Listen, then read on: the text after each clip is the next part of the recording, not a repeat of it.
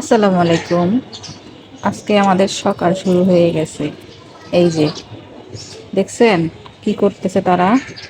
আমার এখন দুইটা নতুন পাখি, যে দোনটা পাখি উঠতে শিখে গেছে। এখন তারা নিজেরা ঘর থেকে বের হয়, আবার ঘরে ঢুকে।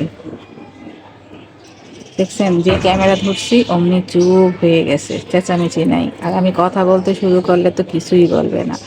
ওরা খুব ভদ্র হয়ে যায় তখন, এত চুপচাপ থাকবে কি আর বলবো। দেখছেন এই যে তারা কি করতেছে। তবে দুইটা পাখিরই কালার প্রায় একরকমই হয়েছে বলতে গেলে। আর এই যে এটার মাটা আর এটা বাবাটা, ওদের কালারটার মতো হয় নাই। দুইটা পাখি একটা ওই রকম হয় নাই। ওদের কালারগুলো অনেক সুন্দর, কিন্তু বাচ্চা দুইটার কালারটা যে কেন এরকম হইলো ফ্যাকাশে আল্লাহ জানে। আমার লিলি এখানে বসে আছে। লিলি, এই যে দেখছেন, ডাক দিলে তাকায়। ও বুঝে যে ওর নাম এটা। এই যে ঢং করবে এখন। ও আবার ভালোই বুঝে, মোবাইল ধরলে ক্যামেরা ধরলেও বুঝে যে আমাকে ভিডিও করতেছে।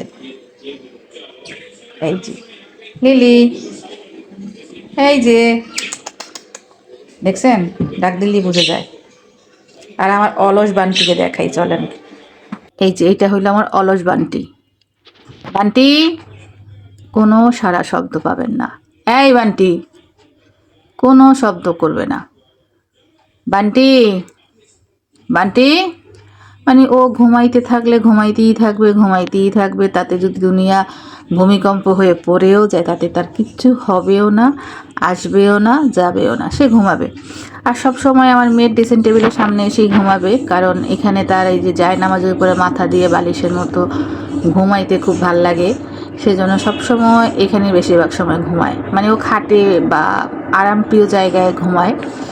অবশ্য সব জায়গায় ঘুমায়, মানে মেঝেতেও ঘুমায়, এমন এমন জায়গায় ঘুমায়, এমন কাইত চিত করে ঘুমায় আপনি বুঝবেনই না।